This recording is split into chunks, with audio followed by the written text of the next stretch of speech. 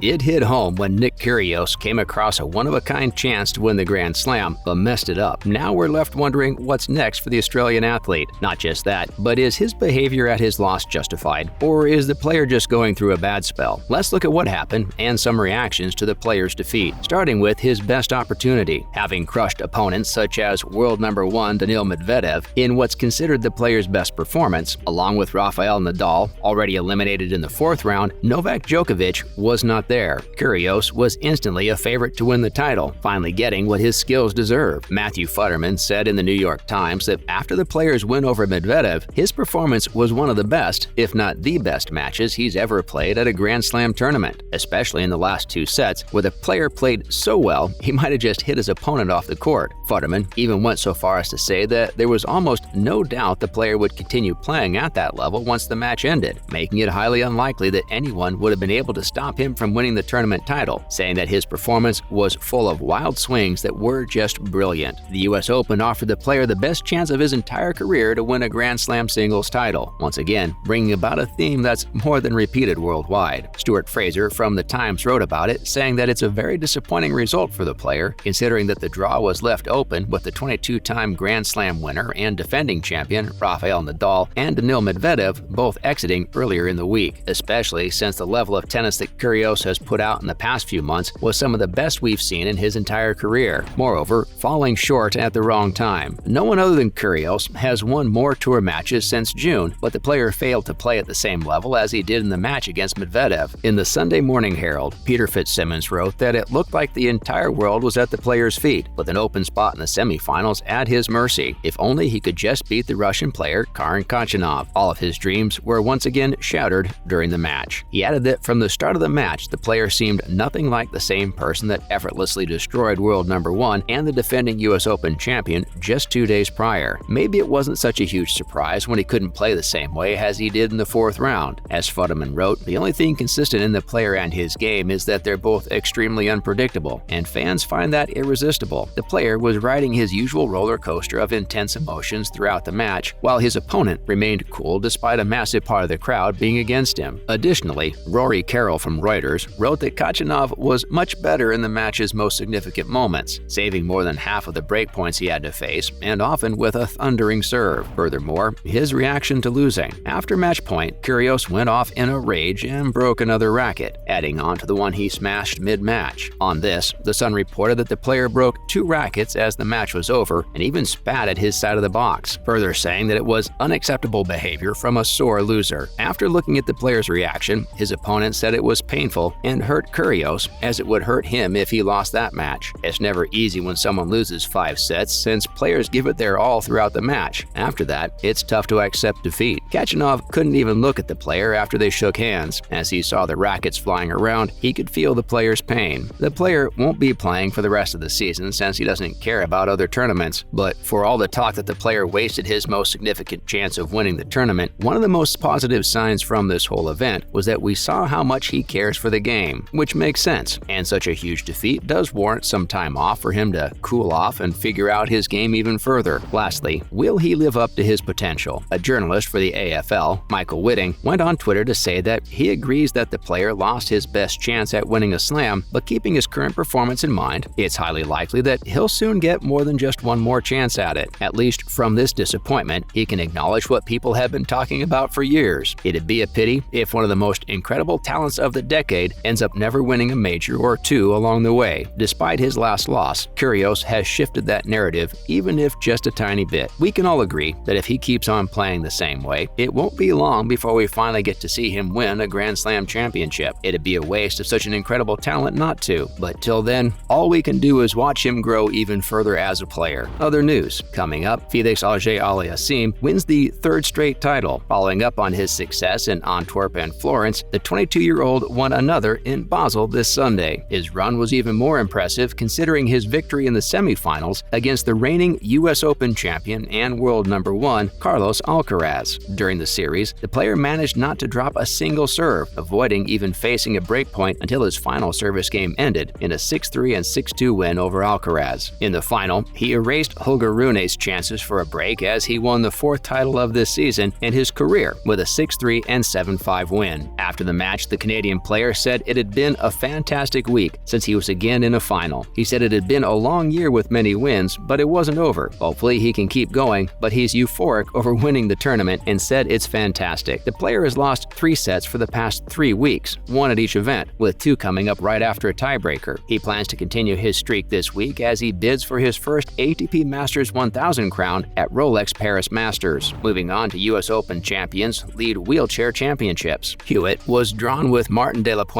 in the men's event, who ended up winning the US Open men's wheelchair doubles alongside Tokito Oda, Takuya Miki, and Nicholas Pfeiffer. At the same time, the player denied Shingo Kunieda a legendary Grand Slam. Hewitt will also have a rematch with Joachim Girard in his opener, while on the other hand, De Groot, currently world number 1, is aiming to win her 5th consecutive NEC Wheelchair Singles Masters title and needs to defeat only one of 2 players who've beaten her over the past 2 years to qualify for the knockouts. The Dutch Stars group has Momoko Otani as well, who's known for beating her in the semifinals of the Roland Garros back in 2020, along with Zhu Zhenjin, Kate Stomanjani, and Yui Kamiji. The doubles series started on the 31st of October, and one of the most notable details from the men's draw is that none of the pairs have previously won a major title. Hewitt's partner Gordon Reed is currently suffering from an injury and has been replaced by the Dutchman Michael Scheffers for the event. Kunieda and Fernandez won Wimbledon, but the Japanese star is busy with singles, so Fernandez is now teamed with De La Puente. Finally, Simona Halep was suspended for a positive doping test. Formerly the number 1 player, Simona Halep is now provisionally suspended by the International Tennis Integrity Agency. She's possibly facing a 4-year ban from the sport after she failed a drug test during the US Open. The agency announced the suspension on Friday, saying that the 2-time Grand Slam champion, currently number 9 on WTA rankings, tested positive for using a banned substance called roxadustat. The player said she's confused and feels betrayed by the entire situation, further tweeting out that she needs to fight for the truth, and it's been noted that her test showed a minuscule quantity of the drug. Moreover, she intends to fight until the end to prove that she's innocent and never took any prohibited substance. The player believes that eventually the truth's going to come out. The World Anti-Doping Code says the player faces a ban of up to 4 years if tested positive for such a substance, but she can still reduce her time to 3 years if she admits her fault and their decision to ban her. That's a wrap for this video. What are your thoughts on the player? Let us know in the comments below. Make sure to give this video a thumbs up and subscribe to our channel for more videos like this. See you at the next one.